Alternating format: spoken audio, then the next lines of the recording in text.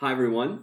Wanted to do a video about the Bus Network Redesign because it's been a conversation topic a lot last week, but actually it's been something we've been discussing for now almost 5 years.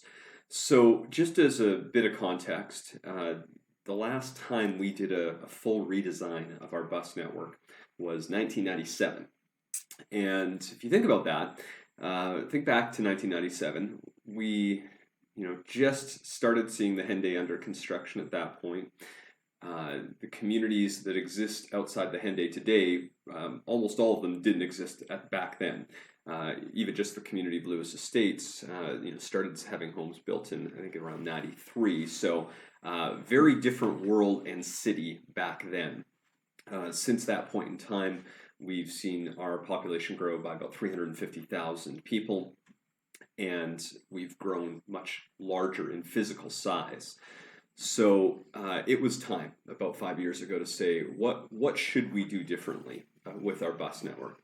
Another contributing factor to that was the ridership that we currently see on transit.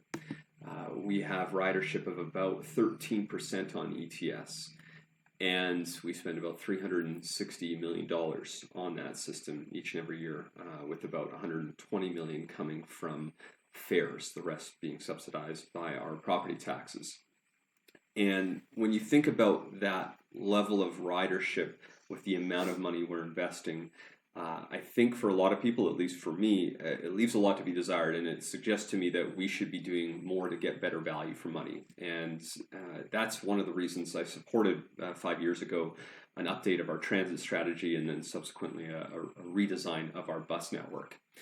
So I've written a couple different posts on this, and it's impossible to cover everything that we've talked about over the last 5 years in just a couple minute long videos. So what I would encourage you to do is take the opportunity. I'll put the link to the most recent blog post in the comments of this video so that you can catch up on everything that's occurred over the last 5 years. But for me, there were a couple of key highlights, one of which is the level of engagement that went into creating this.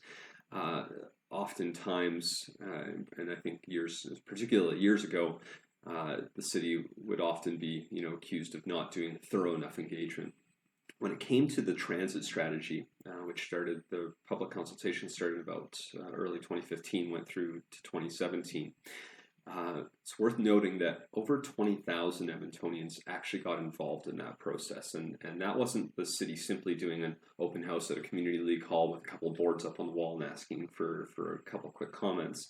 That was active and targeted engagement to various stakeholder groups across the city, from meeting with seniors organizations, groups like Accessibility Advisory Committee, post-secondary students, newcomers. You sort of name it, the team that was running that transit strategy review met with folks.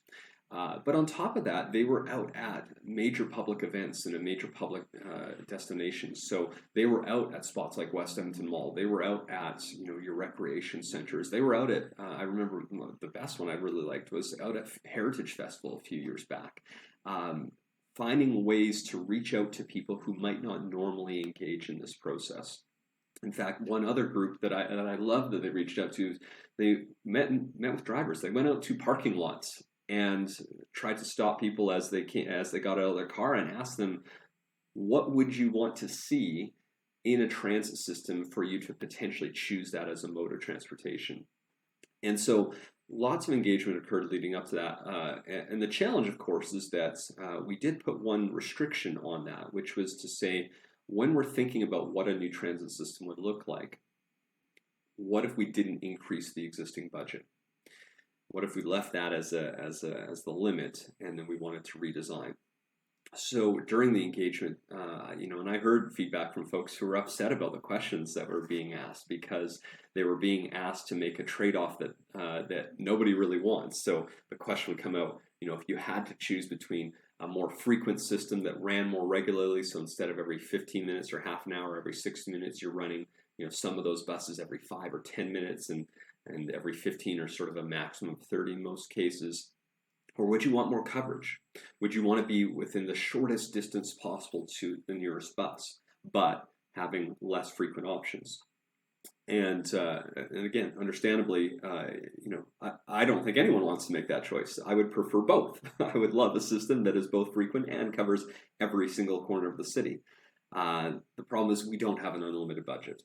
There's no way for us to be everything to everyone, and that caused some tension in those engagements to gather that feedback.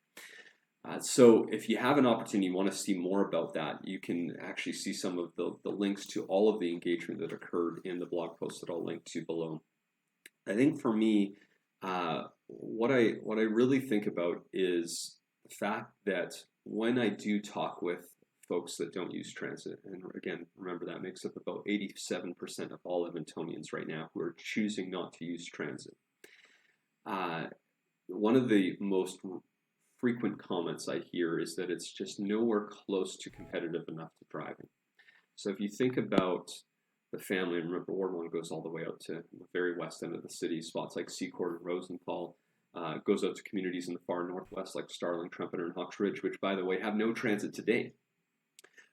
But if you think about spots like Seacourt and Rosenthal, and you talk to the families that are out there, if the difference in the commute is, a 30-minute drive to the downtown or U of A, or an hour to an hour and a half long commute by transit, it's no shock why many families who have the choice, who have the financial means to have a second or a third car, make the choice to drive.